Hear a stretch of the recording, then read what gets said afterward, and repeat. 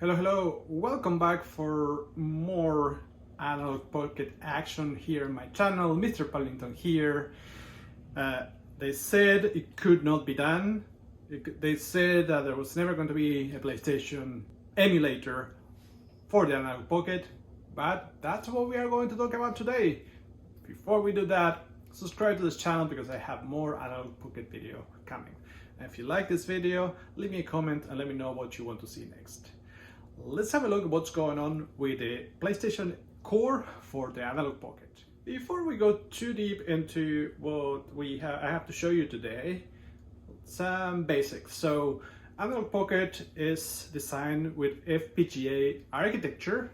I'm not an expert, but what my understanding is, in lame terms, is that the hardware itself is available for programmers. So software engineers can go and use custom code to configure that chip to emulate things like the Super Nintendo, the GBA, the Neo Geo, and that's where we thought the limit was.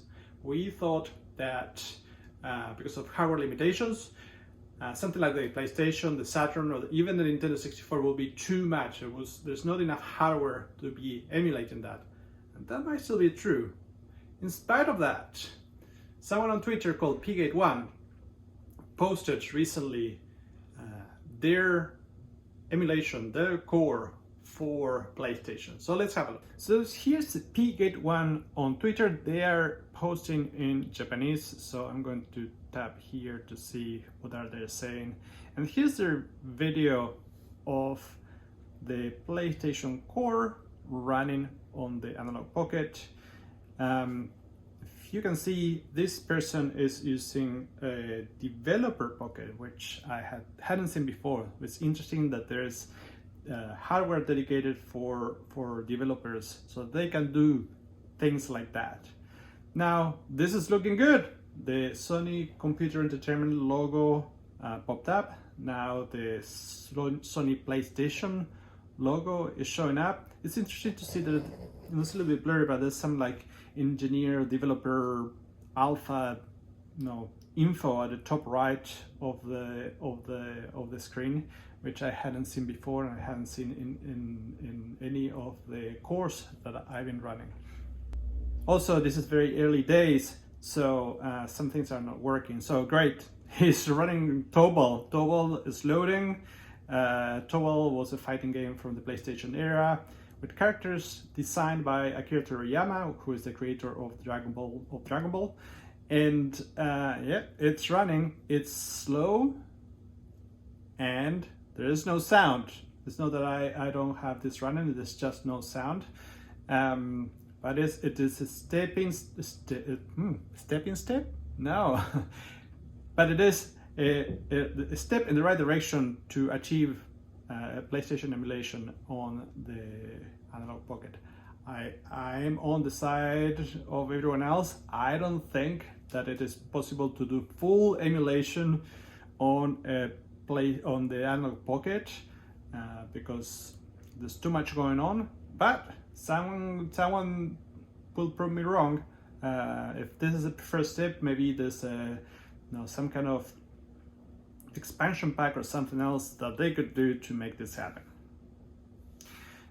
Now, if you keep going here, they did another test. Yeah, I wanted to show you this because it's pretty cool. This is A-Hander, which is an old school. Yeah, it's a little bit flickery. I should have had like a little bit of a warning. Maybe I'll put a warning on the description. Yeah, it's rough, but it's running, right? No, I think this is what I find really interesting about the Analogue Pocket. That it's a community that's trying things, and even though this is not perfect, this is promising, and this is it's foundational. Maybe we'll see a fully functional PlayStation Core working for the Analogue Pocket in the future, or maybe Analogue will release something more advanced that can run PlayStation emulation. Now, this is really exciting. It's really exciting that someone is tinkering and making things happen. When people said this will never happen, they made it happen, and that's important. Now, there's a lot of fakes on the internet. I'm not saying that Pocket 1 is a fake, but I had to see it myself. So I have downloaded the core into my Analogue Pocket and I have some games. So let's see if that works on my console. So let's have a look at the PlayStation core for the Analogue Pocket. I'm going to see if it works. I have installed it. I have a couple of games and let's see what happens. So let's find out the console first. So here it is. I have the image for the PlayStation and I want to start with this. It should load the OS. If you remember the PlayStation, you could load some, if you turn it on without a game, it would load some kind of menu, some kind of way. There you go. So here you have, first, you have like an utility to copy memory cards. This is very old school. And then you also have the ability to play CDs, music CDs.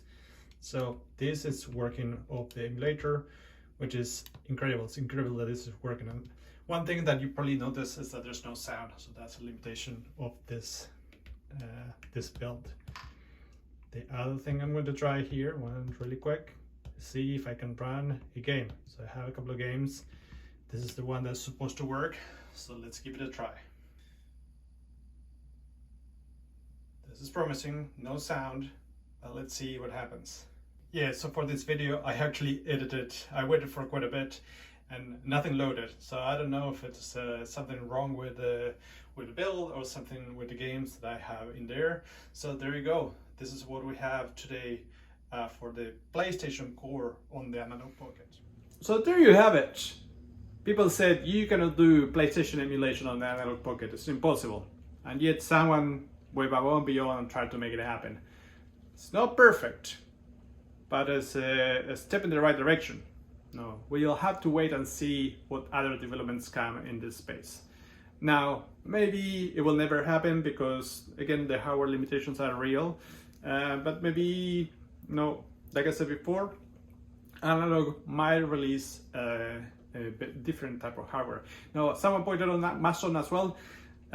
It doesn't have enough triggers. So L1, L1, L1, L2, R1, R2, R2. Those were the buttons on the PlayStation, and the Analogue Pocket only has 2 triggers, L and R. So again, that's something else that's going to limit the development in this space. Like you saw on my own Analogue Pocket, it loads, but it doesn't load the games. I don't know what's going on. I'm not that smart when it comes to these things. I find the emulation very, very fiddly.